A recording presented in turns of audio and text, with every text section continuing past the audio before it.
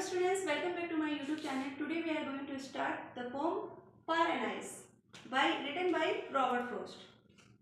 Start करते हैं student. Some say the word will end in fire, some say in ice. ठीक है? From what I have tasted of desire, I hold with those who favor fire. अब देखिए यहाँ पे कह रहा है कि अगर पृथ्वी का इस वर्ड का अगर एंड होना होगा स्टूडेंट तो वो फायर से भी हो सकता है. कैसे होगा फायर से?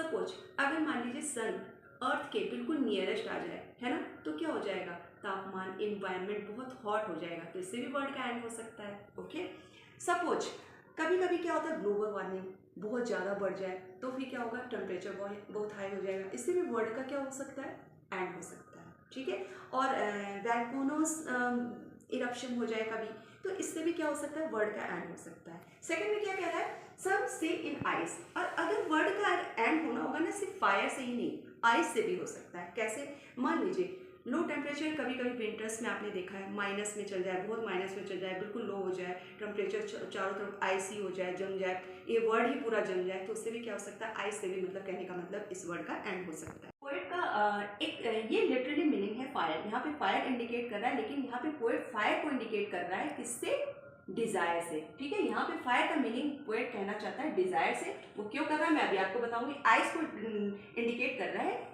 हेट्रेड से. ठीक है, आगे देखिए, from what I have tested of desire I hold with those who favour fire. अब ये कह रहा है कि मैंने देखा है, मैंने लोगों को देखा है डिजायर से, मतलब खत्म होते हुए. इस वर्ड को देखा है मैंने डिजायर से खत्म होते हुए. पोएट ये कहना चाह रहा है. अब वो डिजायर से कैसे खत्म होता है, आप कहोगे कि फायर और डिजायर से क्या इंडिकेट करके क्या पोएट हमें बताना चाह रहा है. मतलब ये इसमें ये कह रहा है कि आज लोगों की डिजायर क्या है, डिजायर सही नहीं है, लोग अच्छा नहीं सोचते, किसी का अच्छा नहीं चाहते हैं, लोग सेल्फिश हैं, ग्रीड है. स्टूडेंट्स, तो आजकल के लोग कैसे हो गए, सेल्फिश हो गए, है ना, उनको किसी की कोई परवाह नहीं है, सब लोग बहुत सेल्फिश हो गए, हर लोग एक दूसरे को क्या है, गिराने के लिए. तो इसीलिए उसने क्या कहा है, डिज़ायर भी अच्छा नहीं होता है, क्योंकि आज लोगों ने बहुत बड़ी बड़ी डिज़ायर पाल दी है. अच्छी डिज़ायर नहीं है, आज मैं ये बनना चाहता हूँ, आज भले उससे किसी और का नुकसान पड़े, नुकसान हो उससे उनको कोई फर्क नहीं पड़ता है. तो ये लोगों की डिज़ायर क्या होगी, आज लोग डिज़ायर सेल्फलेसनेस का डिज़ायर हो गया लोगों का. ठीक है, clear. It had to perish twice. I think I know enough of hate. अब देखिए कोई यहाँ पे कह रहा है कि अगर वर्ड को दोबारा एंड होना होगा तो इसके लिए हेट ही सफिशियंट है. ठीक है, हेट, क्योंकि उन्होंने हेट भी होते हुए वर्ड में बहुत देखा है. I think I know enough of hate, क्योंकि वर्ड में क्या है, हेट पर्याप्त है. आप खुद ही देख सकते हैं आए दिन एक दूसरे से लोग हेट करते हैं, हेट्रेस इतना ज़्यादा बढ़ रहा है.